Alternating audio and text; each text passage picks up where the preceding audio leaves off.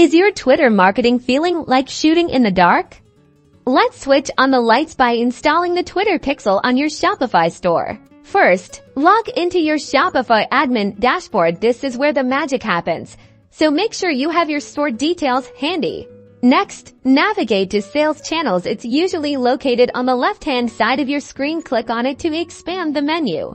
Within Sales Channels, select Online Store and then click Preferences from the drop-down menu.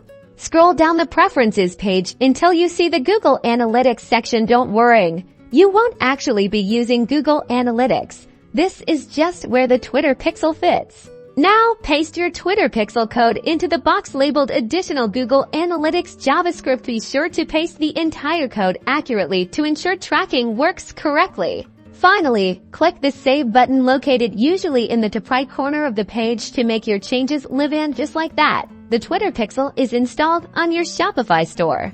Congratulations! You're all set to optimize your Twitter campaigns with valuable conversion data, transforming your marketing strategy.